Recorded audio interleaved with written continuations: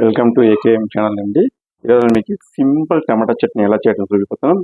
ఇట్లా ఏం లేకపోతే అట్లీస్ట్ ఒక టమాటా ఉంటే సరిపోతాయండి. టమాటా చేయడం మీకు చట్నీ చేయడానికి సింపుల్గా ఉంటుంది. విత్ ఇన్ సెకండ్ మీకు విత్ ఇన్ 2 minutesలో మీరు చట్నీ చేస్తారు. దీనికి కావాల్సిన పదార్థాలు ఏంటని చూపిస్తాను. నేను 3 టమాటాలు తీసుకున్నాండి, మీడియం సైజుది. ఒక 4 ఎండుమిర్చి, ఒక కాశ్మీరీ చిల్లీ నేను కలర్ కోసం తీసుకున్నాను. ఒక 2 స్పూను నువ్వులు, ఒక 10 పీసులు నేను గార్లిక్ పీసులు తీసుకున్నాను. రండి ఎలా చేయడం చూపిస్తాను. ఇప్పుడు నేను టమాటాలన్నీ ఇలా ముక్కలు కట్ చేసుకున్నానండి. స్టవ్ మీద కడాయి పెట్టి కొద్దిగా ఆయిల్ వేసుకున్నాను, ఒక స్పూన్ అంతా.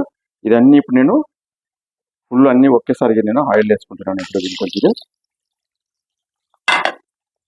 ఆయిల్ వేసి దాన్ని మిక్స్ చేసుకున్న తర్వాత ఒక 5 minutes లేకపోతే 10 minutes కొంచెం టమాటా మెత్తపడే వరకు సిమ్లో పెట్టి లో ఫ్లేమ్లో పెట్టుకోవాలండి. లో ఫ్లేమ్ పెట్టి వెయిట్ చేసుకోవాలి.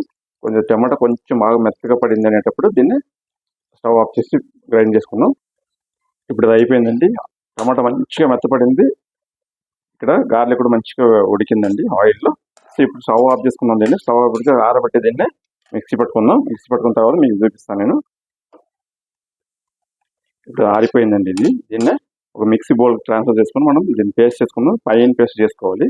పేస్ట్ చేసుకున్న తర్వాత మీకు చూపిస్తాను నేను. సో సింపుల్ టమాటా చట్నీ రెడీ అయిపోయిందండి. నేనైతే పోపు పెట్టుకున్నాను. మీరు పోపు కావాలంటే కూడా స్కిప్ చేసుకొచ్చి ప్రాబ్లం లేదు, అట్లా కూడా బాగానే ఉంటుంది.